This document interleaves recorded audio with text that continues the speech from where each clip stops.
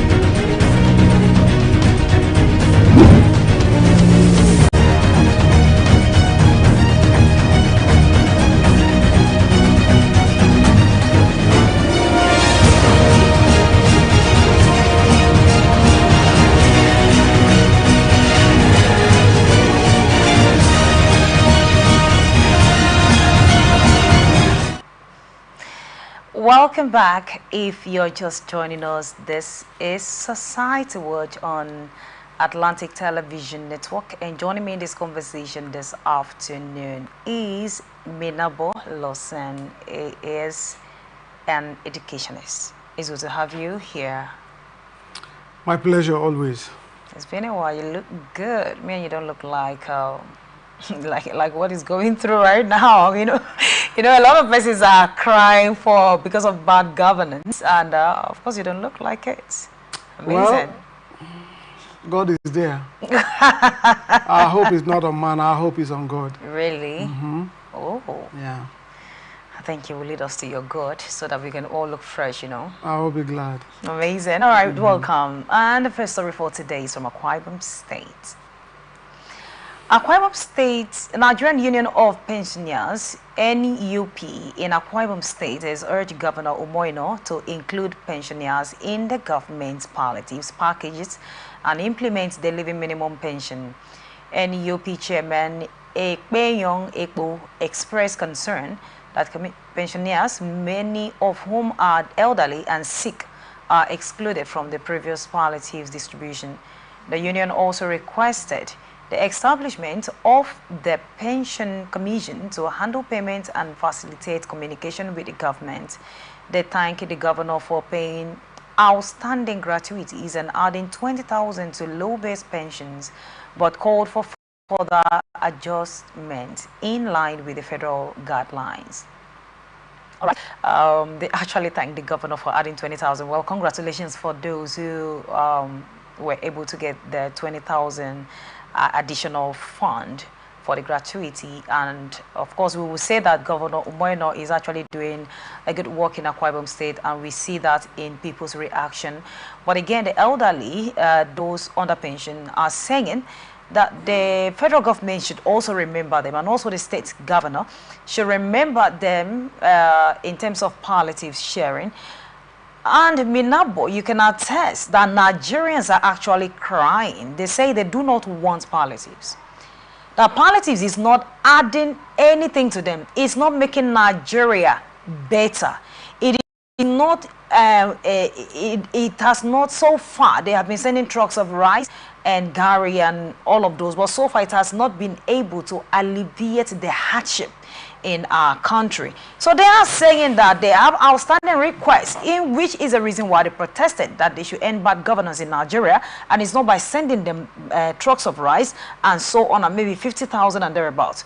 But why are Nigerians, because this is from Akwa Ibom State, why are they still asking for palliatives when they are saying that palliatives is not what they want? Why are they still crying out for palliatives? Well, I think people should learn, people should understand that this palliative will not ameliorate the suffering we are facing in this country. Okay? And then again, instead of that, instead of asking for palliatives all the time, maintain the tempo. This is what you want. You want your gratuities to be given to you. You want your retirement benefits to be given to you. Maintain the tempo, okay? Because you're asking for palliative from the government. Of course, with the system we have, the government will think, okay, this is more important to you than the your retirement benefits. Again, they should also realize that this palliative, no matter how the government look at it, in most cases it does not get to the common man. These things are shared along political lines, so along political divides. Okay? So no matter how you cry, sometimes you don't get it. Okay? Take for example, you and I that are political. Okay? We don't see these palliatives. But if you look at those of them who are supporting the politicians, those of them who are following the politicians bomber to bomber, these are the people that are benefiting. Okay, you, an old pensioner, you don't have the time, or you don't even have the strength, okay, to go out there and do their rallies, support their programs and all that. It won't get to you. But if you ask what is yours, if you ask for what is yours. Gratuities should be given to you. Those things are paid directly to your account, okay? Other than asking for things that you know you will never get. That is diversionary for me. Okay, and you said something that most of these politics do not actually get to the vulnerable, rather it stop at the political decks. And I am forced to ask, could it be that the definition of vulnerables is now different because of the hardship in Nigeria? I mean, are the politicians now vulnerables or what? Well, that's why they are politicians, okay? And then they will do everything possible to remain in the good book of people who favor them, because they know that everyone in the society may not favor them. So usually they will pick out, and that is the best thing about politics, okay? You must favor those who are in support of maybe your policies and programs, okay? And then if you look at the way these palliatives are going, people who are in their good books are the people who will receive it, all right? I am here in Port Harcourt, I am here in Rivers State. I know what the caretaker committee chairman, I know what they have done. I wouldn't want to go into that, because if I do, yes. What have they done? If I mean, look at the way the palliatives were shared. Okay, you actually saw the palliatives. I didn't, but when you say saw, it's like maybe it came to my table. No, I saw what they did. That's okay, you were there. Okay, I wasn't there. Okay. I saw on social media and on television. I saw how these things went. How did it go? Okay, these things were given along party lines. It was given to their supporters. Not vulnerables. And not vulnerables. Okay. But are you vulnerable? Oh God. Are you vulnerable? I am not. Okay. Okay, but then my advocacy is that it should get to those that say these people are vulnerable. Give it to them. You cannot ask an able-bodied man, okay, who can fend for himself, who you can give job to contribute to the GDP of the state, okay? You go give him a car. You give him a bag of rice. You giving him money, okay? But meanwhile, there are people in the villages who cannot even eat a square meal a day. They didn't see this rice. So these are the issues. These things are shared along party lines, party supporters. Okay, so what measures do you think can be put in place for this to actually get to vulnerables? Because we have been on this for quite a while now, and it seems that, and of course, palliatives are still coming, and maybe tomorrow we might just get to know that another one is on the way to a particular state, or maybe River State, who knows. But what can the federal government do, or better still, the state government, to make sure that these palliatives actually go to the vulnerables? Because like these pensioners in Akwa Ibom State are asking for palliatives now, there is every tendency that it might be sent to them, but tomorrow you will still see this set of individuals coming out to say they have not even seen the palliatives that was sent. I am not, and I will never be a supporter of these palliatives. Okay. These are not what people are yearning for. So they should stop asking. They should stop. People should stop asking, and government should stop giving. But the same set of persons that are saying that the palliatives is not alleviating the impact of this hardship are still the one asking for palliatives. So how would they stop? That is what we are saying. It's unfortunate. Okay. Don't you think this is sending message to the federal government that indeed what we want is food? Well, like we said, it's unfortunate, okay, that you will not sustain the tempo of what you want. And of course, the government will always go the easier way. Okay, what is maybe a cup of rice and maybe half bag of rice, because I doubt if you will ever get a full bag of rice. And this thing they call palliative. What is that compared to your gratuities, compared to what is due you after retirement? Okay, if the same energy you will use in asking for these palliatives, channel it to asking for what belongs to you.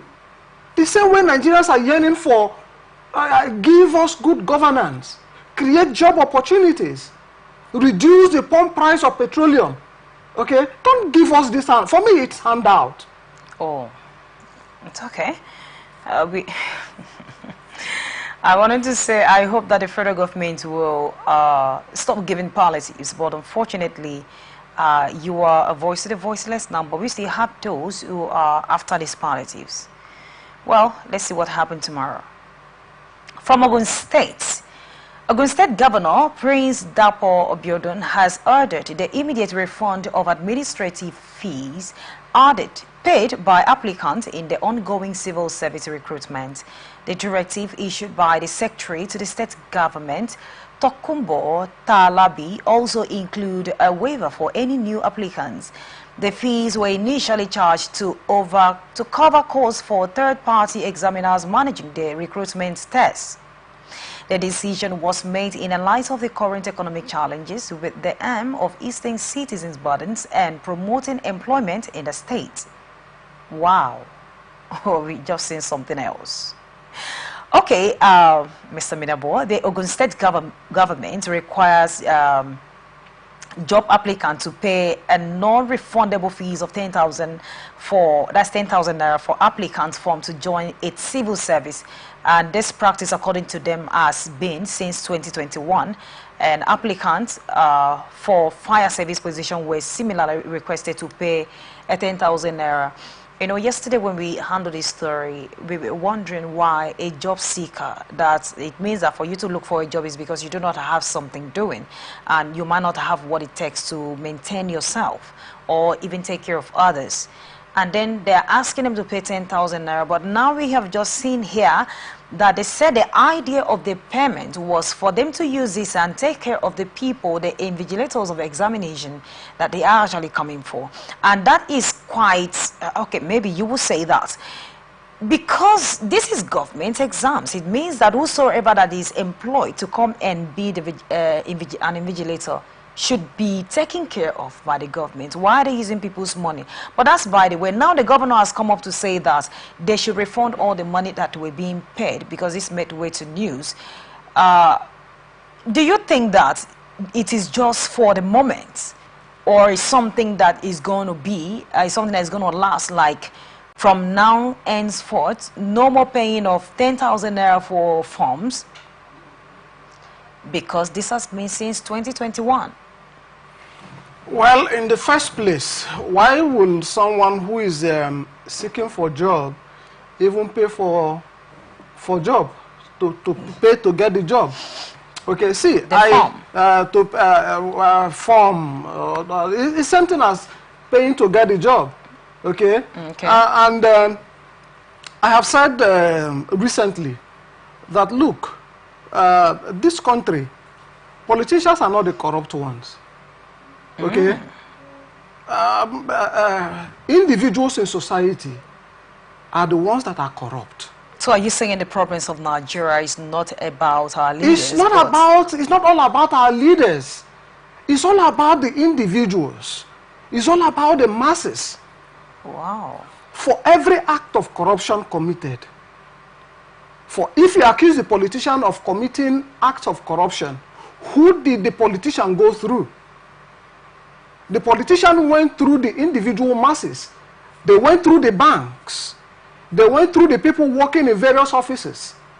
They don't act on their own. So I keep telling people, politicians are not the problem. Politicians are not corrupt. But it is the individuals that are corrupt. Okay, now look at the case of Ogun State. The governor is not even aware that people are collecting money to sell forms. And these are the same individuals that are crying every day that the government is corrupt. There are corrupt politicians everywhere. But look at what you're doing in your privileged office. It's unheard of. It's unheard of that you say people you collect money to give. Moreover, where did they even get the money to give you? Someone is seeking for a job and then you're asking the person to pay money to get the job. That is corruption in itself. Will you holistically accuse the governor of being corrupt? You are the one who is corrupt. Really? Yes.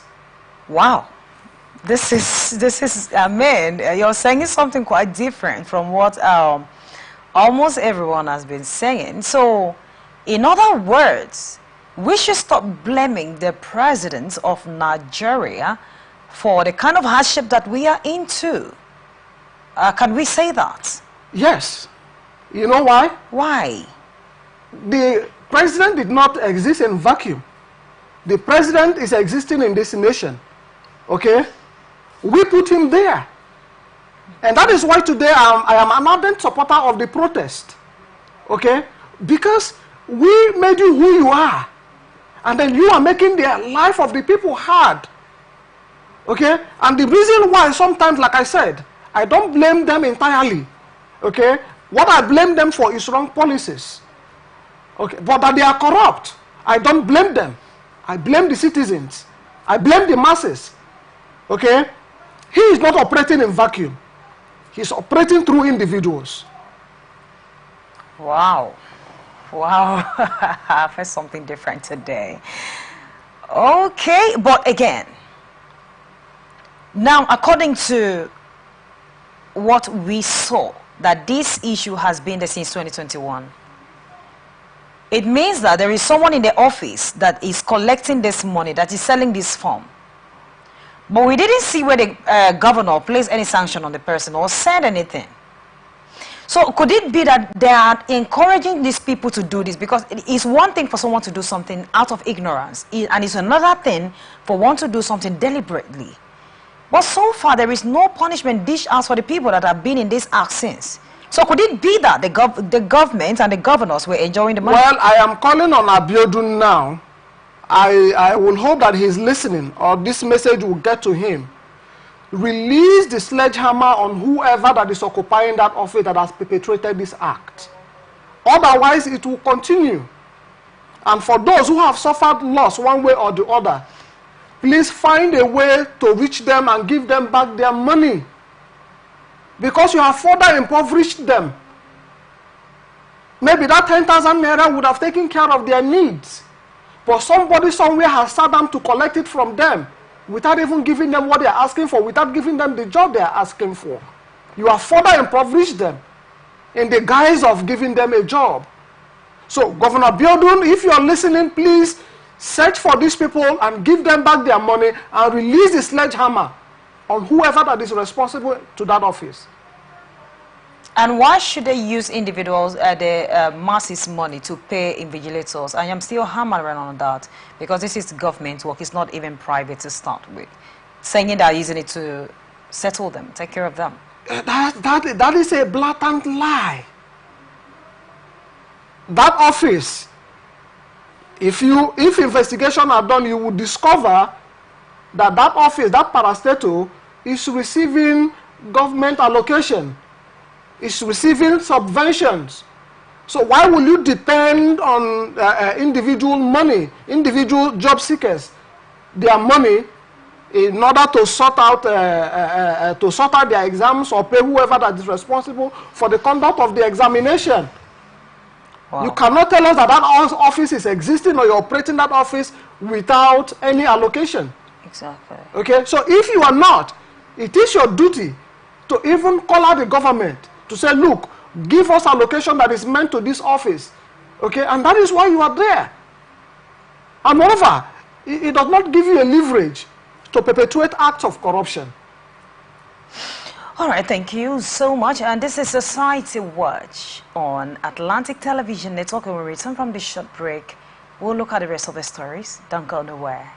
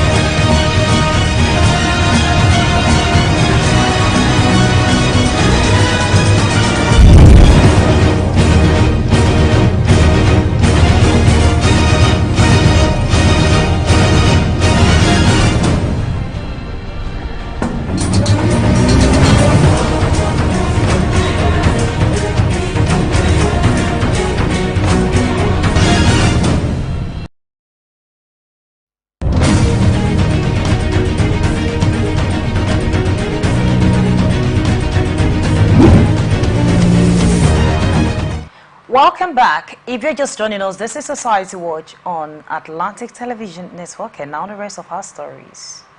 Former President Olusegun Obasanjo stated that artificial intelligence AI can be a key tool in addressing Nigerians' out-of-school children crisis, which affects over 20 million children. Speaking at an international colloquium at the University of Lagos, Obasanjo emphasized that AI and open distance learning can provide solutions to the nation's educational challenges. He highlighted the benefits of ODL in overcoming issues like accommodating and transportation in universities. Other speakers at the event include UNILAG's Vice Chancellor and expert in distance education. Also discussed how AI is transforming education, improving learning outcomes, and making education more accessible. All right, so Obasanjo said that according to statistics, over 20 million Nigerian children are out of school, which he sees as a major crisis in Nigeria education sector. To mitigate this problem, he suggests that artificial intelligence and open distance learning are some tools that can be used to get out of such crisis. Obasanjo has said this. And you know that we are in a fix now where what we Nigerians want now is the reduction of, they should bring back subsidy, right? And do you think that the government will see this as a priority? Already you know that educational sector in Nigeria is in a serious maze because teachers are leaving Nigeria to start. We're starting from teachers, unconducive learning environment, and then lack of proper infrastructure in the in schools for students. So a whole lot of this is summing up. And because of this, and you can also tell that the fee is now becoming alarming, that a lot of persons can no longer afford. So this has led to some persons dropping out of schools. And talking about distance is one of them.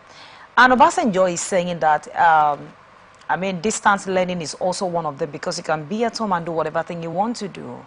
And maybe that can also help to curb insecurity in our country. So what do you think about his opinion? Well, the world is evolving, okay, and education is also evolving alongside the wave of change that technology is bringing. And then I am sure that we don't want to be left out, okay?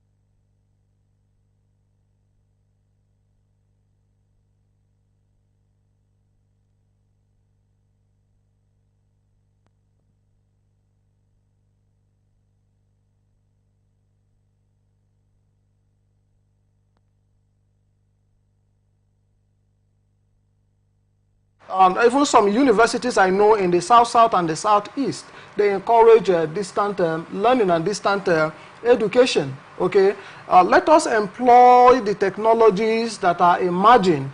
Okay, to use it to better our educational system. Don't you think that this is going to somehow affect this profession, that is teachers? Yes, we, like I said before, that so many of them have moved out of Nigeria in seeking for greener pasture. And then if this is encouraged, do you think that a lot of persons will still want to go into this profession? No, rather it will even encourage them. You know why? To encourage? Yeah, even those of them. Yeah, then it will even make us to stop complaining. Because one, wherever you are in the world, with the aid of technology, okay, you can still employ them. They can choose to leave the country and be wherever they are, and then they do the work remotely. Okay, I mean, these days, people get certificates online. Okay, so, I mean, AI is even covering the issue of the Japa syndrome of lecturers and teachers. Okay, what you need to do is to engage them wherever they are. And say, okay, what are you going to take? What is it going to cost us? Okay, explore technology, teach our people. So Obasanjo's opinion is one of the best. Well, it is supported. Okay, we should explore the emerging technologies in our educational system. All right, and then the next story for today on economy. Economists this Mark Rewana alleged that some civil servants purchased 50 kg bags of rice at 40,000 naira and resold them for 85,000 naira. He made these claims during an interview with ATN. According to him, the price of rice, which he described as a parallel market, increased by 3.62% to 85,000 naira from 83,000 naira despite the government's subsidized price of 40,000 naira. Our team went into the market yesterday. The price of rice coincidentally went up by 3.62% to 85%. This is happening at the time the federal government is selling rice to public servants at 40,000 naira per 50 kilogram bags. While in what I can now describe as the parallel markets for rice stood at 85,000. What happened is that the civil servants will buy at 40,000 per bag and sell at 85,000. That is inefficient, he said. This coming after the federal government on Thursday announced the suspension of the sale of 50 kg bags of rice to civil servants at 40,000 naira.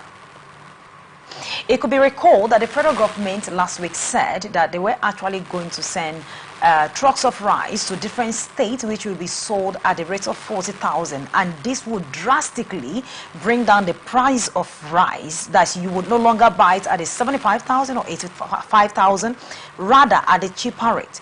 But unfortunately, the civil servants, according to the report that we have, according to economists, that it is now sold at a rate of 85,000. They will get it at a rate of 40,000 and sell it at a rate of 80. I remember asking this question when the federal government brings this rice, after selling it for the people, the marketers, for 40,000, how much do they expect them to sell? And for those that have already purchased bags of rice, that have already stocked their shops with expensive bags they bought, are they expecting them to sell it at a lower price?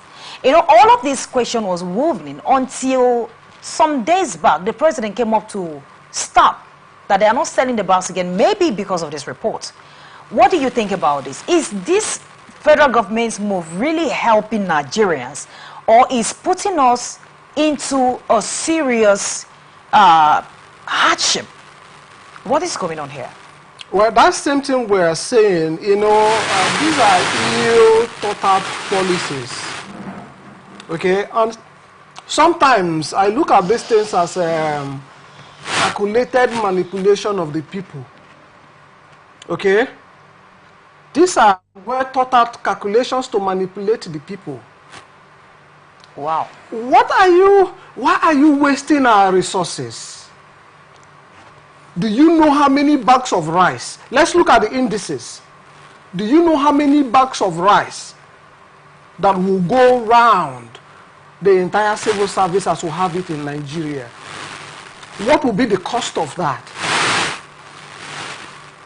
That alone is even enough for you to establish rice mills. If not in all the states in the country, maybe in few states in the country. And then you are wasting that resources on something that will not even benefit the masses.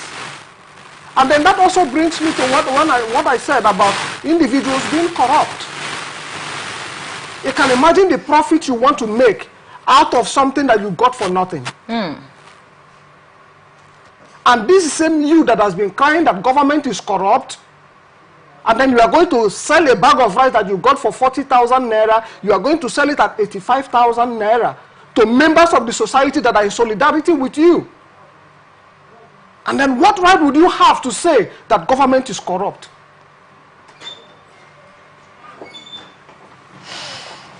Oh, wow. I love the question you asked, and I also want to ask the viewers this question before I come back to you. We are all in protest. We are protesting because we want Nigeria to be a better place. We are all protesting with the hashtag End Bad Governance in Nigeria. And then the president came up with the idea, the federal government, to say, in quotes, came up with the idea that they are sending bags of rice to different states for it to be sold at the rate of 40,000. And you, civil servants, you got the rice at 40,000 and you were selling it at the rate of 85,000. Please, who is corrupt? Who is making things difficult in Nigeria? Is it the government?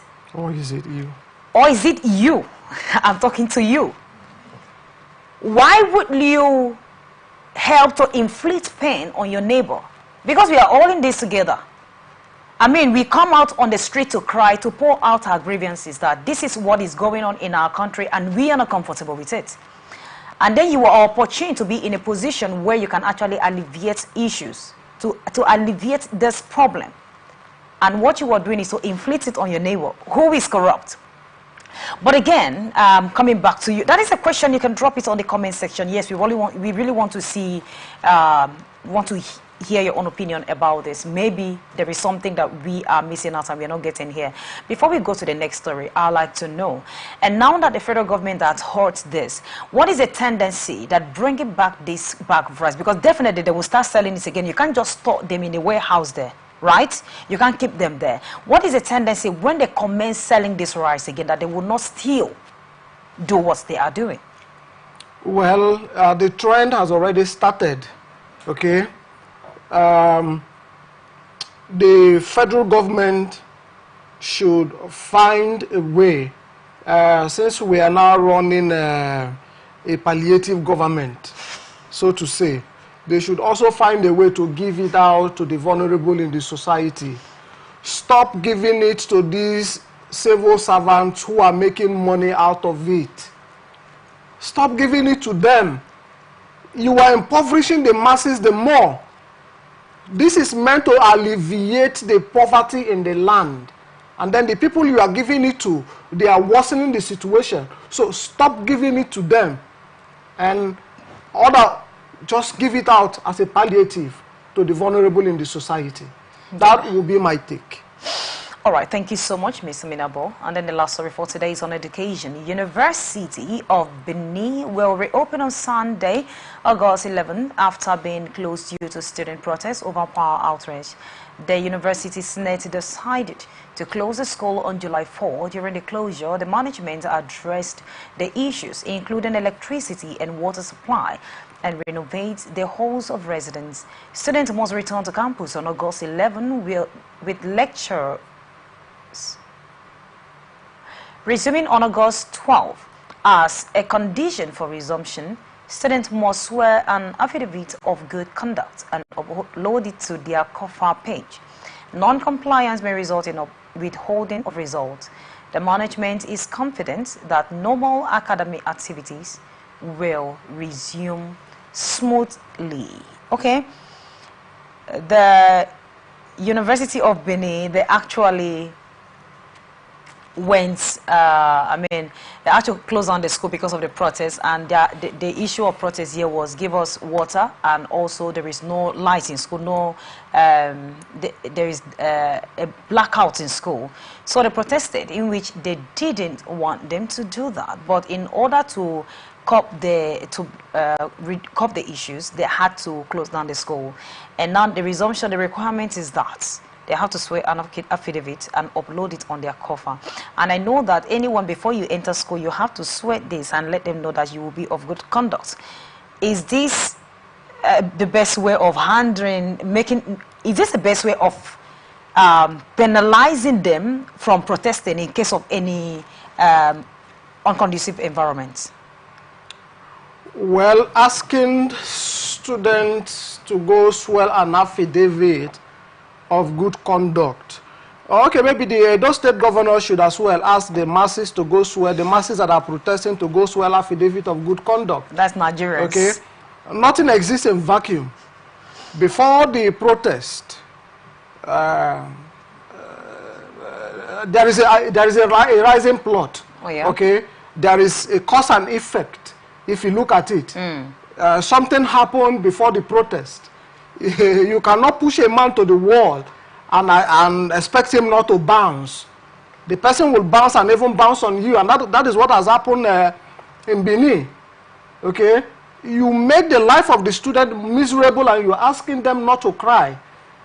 Again, in most cases, you will agree with me that the money that is used in running the school, the affairs of that school, is maybe 80% provided by the student, okay, via school fees and all that. How much is government subvention to the school? Okay, so people pay all of these fees and then they cannot get what their money is worth. And you're asking them not to protest, not to complain. And upon that, you're beginning, for me, the affidavit is a threat. Really? Yeah, it's a threat. Why is it a threat? Okay, it's not an affidavit of good conduct. What is you it? should assure the people that those basic amenities will be provided. And then you will see that there will be no unrest in the campuses. Okay, for me, that is that affidavit. If you ask me, if you look at it, it's a threat. So they shouldn't to them. do it. So they shouldn't do it. Already the students have done it. You coming to do it now because there is a problem. It's a threat. Okay, it's an intimidation on the side of the student. You are intimidating them. Okay, because they didn't just protest. There is a cause and effect. There is a rising plot there. If you had provided ab initio what they are requesting for, there is no way students will begin to go protest. And then you are further intimidating them, subjecting them to go swear affidavit. So how can they calm down the issue if you're saying that, calm down these issues? If you're saying that they shouldn't swear the affidavit, what do you expect the school authority to do, and how should they handle it? The school authority should provide the basic amenities. That is the bone of contention. Look at the case of Nigeria. If you and I were happy, are you going to be on the street? Well, I would not have been on the street protesting if things are equal, if things are okay. All right? Provide the basic amenities. The students are paying for these things, okay? In most cases, it is their money you use in running the affairs of the campus. Okay. How can you keep people without water? The basic amenities. No electricity, no water, and you expect them to keep quiet. And when they speak, you further threaten them by asking them to swear affidavit. For me, that is a threat. And the school community, the SUG, the Student Union Government should resist that. Because that intimidation will continue. Rather, I expect the VC and the registrar of the school to promise the student that, look, stop this unrest. We are going to look into your affairs. We are going to provide those basic amenities. The root cause of the matter will not be addressed. And then all you do is to intimidate, just like the president's speech to Nigerians. Okay? Instead of looking at the basic issues, looking at what the people are requesting for, make these things available to them. You are further threatening them. You are making an empty speech. Now the Edo State University has borrowed the same thing. Do you call it an empty speech? Yes, it was an empty speech for me. All right, thank you so much, Mr. Minabo. It was amazing moments. My pleasure always, Mark. Thank you. You're welcome. Thank you, viewers. All right, viewers, this is where we draw the curtain for today. Thank you so much for joining us. And don't forget to drop your comments on the box. If you missed out, we have platforms: Facebook and YouTube, Atlantic Television Network; Instagram and TikTok, Atlantic TV Network 1; X, Atlantic TV Net. You can also watch us live on our website, atlanticnetwork.tv. And all common shows are also welcome on this platform, the platforms displayed on your screen. You can reach us in any of those. Do remember that peace and unity are the pathways to progress. I am Immaculata Irikana.